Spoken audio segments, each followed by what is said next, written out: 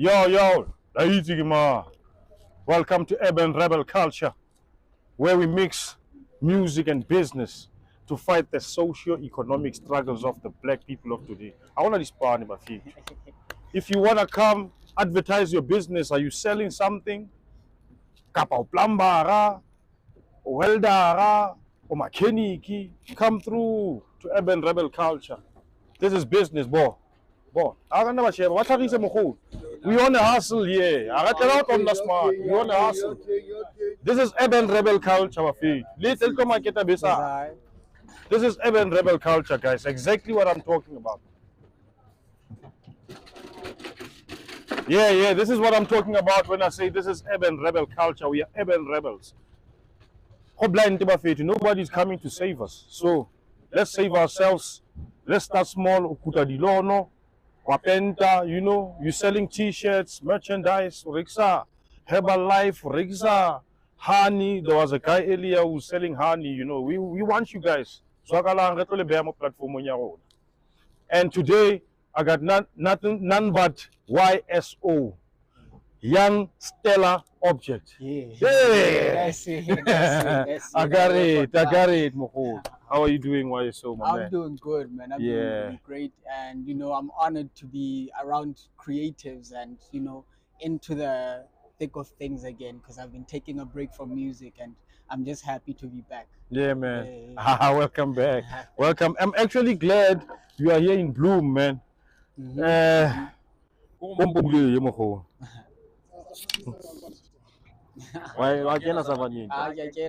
savana savana le responsable na ine re no di savana mo camera eta go pontle savana ka dahle. Yeah, that's what's up. If you want alcohol teng to wa bo to reka o chile sa trata how just to 3 p.m. until 5 p.m. Urban Rebel Culture. As I told you, it's very YSO, and YSO is from 057. Yeah. Across the belly, my nigga. Across the belly, and baby. Specifically from Virginia. Like it was 057. Welcome, Virginia. Odendal. Henemane, Fentere. The words. There's Botanizen. Yeah. You represented 057 across the belly. You see what I mean? And arguably so, they say. Welcome is the mecca of hip hop. I don't know what. I agree. 05 hip hop. You agree? Yeah. I yeah. Rep your hood, man. Yeah. Don't be afraid. I'm out here, man. I would say since back in the day when Mahot Mani were doing it, the day. There were homies who were also doing it. Virginia Melodingo Stadium. You get Bo Aziko Ho. My brother, that fool, he goes by many names, but yeah, maybe let him talk that fool. That's my brother, that's my manager. Since back in the day, wabo, and the hip hop 057, it's something yellow ring. Literally, if you ask Aziko, he has a young up and coming brother who's a producer. If you ask so and so, Chubby Mast is an example. With born intellect. So we keep it inside the blood, we keep it inside the family. Yeah. So that's what makes it the holy maker, man. Because what's hip hop without family? Yeah, man. So to say, it's about him and representing his city. So I'm not going to argue with that. Yeah, welcome back. YSO, he was with us last week. Great performance. Thank you very much. You got your footage. Yeah, I did get Yeah, some stuff. Yeah. And I put out some snippets. Go Facebook, Ulilo Cheka, Facebook Unyaka, El-Fez Kappa. Where do we find you on socials, my man? On Facebook, you can find me on my page. It's just YSO. Or if you want extended contact, you can also hit me up on my personal page, which is Tataka Winter. You can also find me on Instagram. I'm on Instagram. It's YSO _ Langamandla. Yeah, okay. So it's YSO _ Langamandla. That's where you will find me. And then on SoundCloud, which is where I'm mostly at, you'll find me. It's YSO _ Langley. But the A, you write it with a V, representing Virginia. You know what it is. Yeah. So put. Okay. Dungumtolo. Uthenga umfengu udla ngamanzi uvela bempensela uzulu ukhaya labangcwele.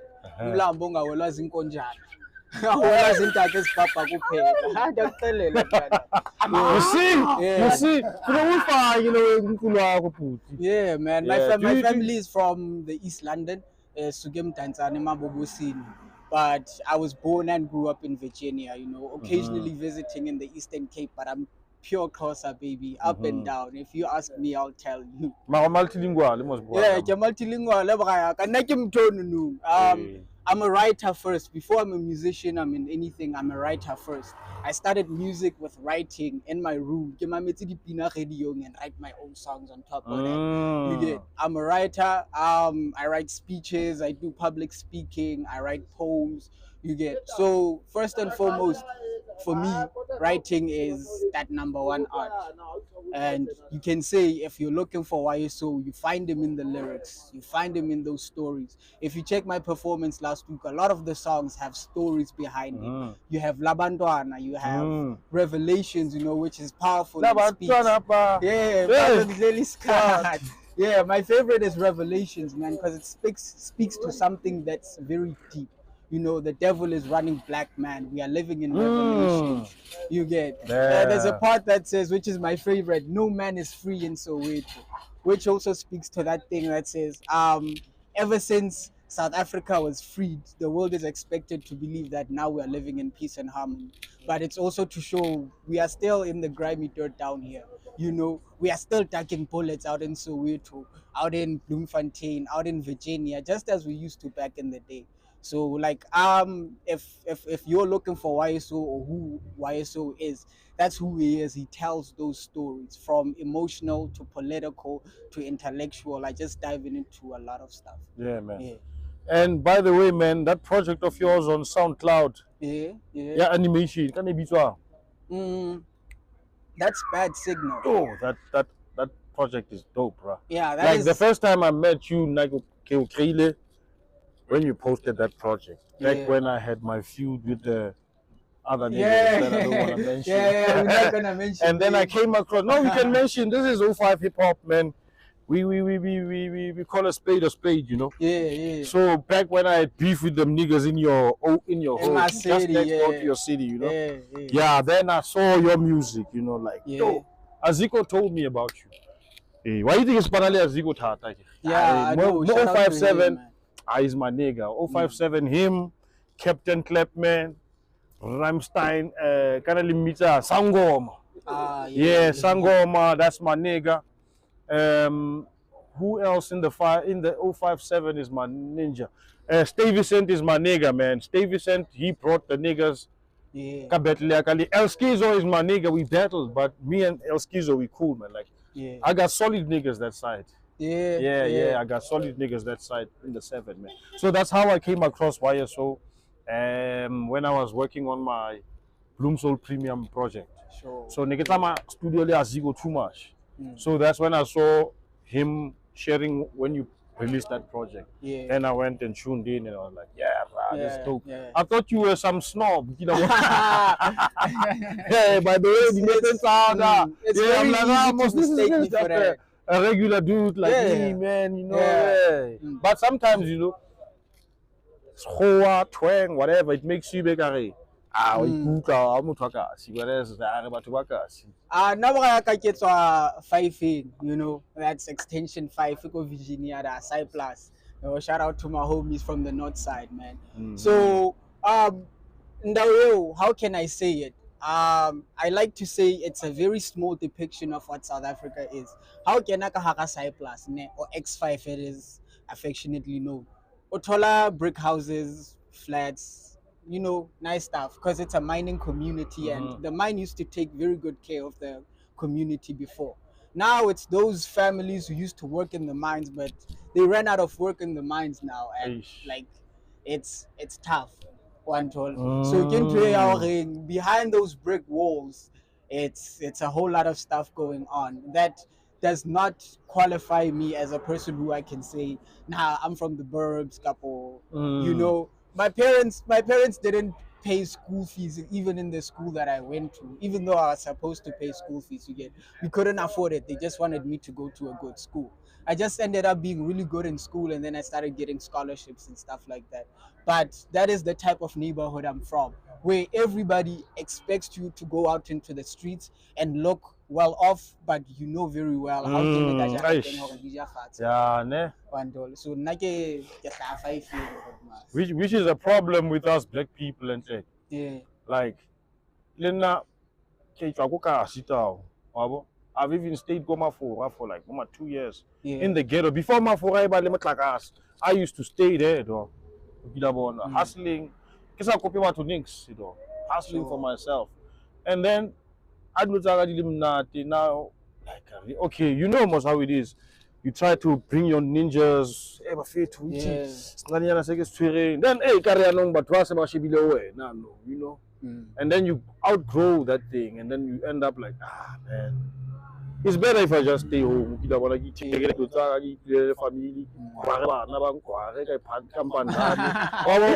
yeah, man, we grow up. No, you sound like a really smart dude. You sound like a really smart dude. I must give it to you. Thank you very much. Yeah, let's go to music now. Yeah. How many projects do you have, and can we find them, or where do we find them? I think I have 4 projects out. The first project is an old one, I think in like 2019, 2020. I was working with Ocean Waves. That one, it's called Saba Well, Sad Boys Want Love. Yeah. Yeah. Shout out to Ocean Waves for the title. Yeah. And shout out Ocean Waves, man. And then I dropped my first solo project, which is Sauce Man. You get, so that is purely produced by me. That was just me trying to prove to myself that I have. That's your second one. Yeah, Okay. yeah. Just to prove to myself that I put in the time into the music, and now it's time to feel the product. And that was just me just taking out the good product I have. You get, and then after that I did the Good Difference. Yeah, the Good Difference, it's a tape, but I just mashed it into one audio of like 10 minutes, and then I put it out there.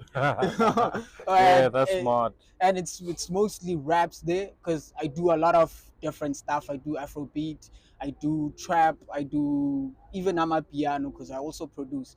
So sometimes I just miss the raps, and then when I miss the raps, I do the Good Difference projects. I'm working on my second one right now. Yeah. And then after the Good Difference, you're working on the Good Difference Part 2 now. Part 2. Right. Yeah. Dope. And then so look, stay tuned. Follow this guy. Yeah. He's got something coming up. Don't sleep on him. Yeah. And then my last project that I took out was the one you mentioned, which is Bad Signal. And I would say my favorite thus far, because it's very personal. That album is sick, though. It's very, very, very personal to me, which speaks to my lack of ability to connect to people. You get, hence why Bad Signal. Right? And then the subtext is born fighting. So since the beginning of my life, I was born fighting. You get, I was born fighting for my life, and I am still fighting for my life in a different way. So there's a story there. There's a very. You want to talk about it? Yeah. I can talk about that. Yeah, I can talk about that. I'm very vocal about my relationship with my mother in my music, which is not very, very good. Yeah. And that was of Dinta. Hey, man, I am part of those guys who actually advocate for people, for gentlemen specifically, to speak about their emotions. Because I spent half of my life not speaking about my emotions to anyone. And then once I opened that door, it actually opened a lot of doors in my life, especially musically, but also in my personal relationships. You know, I can hold down a girl now, because I can tell her when I don't like something. Yeah. I don't just keep quiet and go get another girl. We sit down and we talk it iron out. it out. Yeah, smart, yeah. man. So and the whole thing just comes from how I was always a quiet kid. You know, I was always living around other people and their parents, my parents not being there all the time. And then I felt that my voice was not really necessary to be heard. You get, so I started holding down my voice and not speaking up. I'm a very vocal person. It's not like you it's not like you are an introvert, because you're well spoken, but it's just a matter of, was it a matter of confidence, or was it a matter of, I don't wanna be too much in the, what was it? It was, I think it was a matter of confidence, and as I grew reading into situations, you know, I would read into a situation and feel a type of way and be quiet about it and not Are talk you one about of it. those people with like a sixth sense? Yeah, I Strong definitely have a sixth sixth sense. sense. So because of that, because I didn't, Actually, we all do. It's just that we don't we don't listen listen to it to a it. lot. Yeah, We yeah, don't yeah. listen to it a lot, you know. So because of me feeling like my voice is unimportant, you know, because sometimes even when I spoke, it was unwanted, I would say. It forced me to always just keep my inner voice shut. Keep my inner voice shut. As a result, I have people who I still hold grudges against after 15 years because we wasn't talking about this, fam. So I solo okay. Yeah.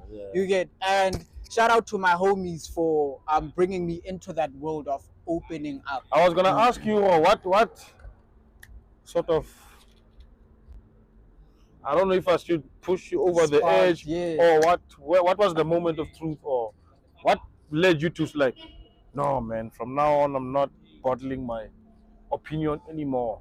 Of course you Um, have to use discretion, but like yeah, let it yeah, out. yeah. What happened? What? I was fresh out of varsity. I used to go to UFS. So yeah, yeah. Ah, sorry, is that other ninja? Yeah, sorry man, sorry. I used to go to UFS, and then when I came back home, there were, you know, some fights we had with the fam. So especially when it comes to fam, I really choose not to speak. I just give them their space and do me. Yeah. So when I moved away from fam a little bit, I met the guys that I push with now. The guys who we all as a collective call ourselves Langley. So shout out to CK, Oh. shout out to Kulu Sharingan, that fool, shout out to him, shout out to Kindergarten. So those are the guys who, in the midst of that situation of me having disagreements with my family, and it was also affecting my ability to go back to school, they are the ones who then taught me that, dog, you can't just keep quiet about something like this. You know, you have to voice it out, because now we live with you every day. We used to camp out at Conroe's house. There's a homie called Conroe's. Camp out at Conroe's house, and then we do some music. So these guys are with me morning to night, and they see how I am. You know, they see how I am when I wake up. They know me how I am usually, and now they see that I'm not my usual self, and something is bothering me. I'm just not talking.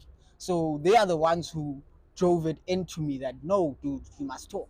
You must talk. Ah, If shut I up. must tell you about Shut my up, problems man. first, then I will tell you about my problems, and then after that, you will tell me about your problems. But you must talk. Otherwise, or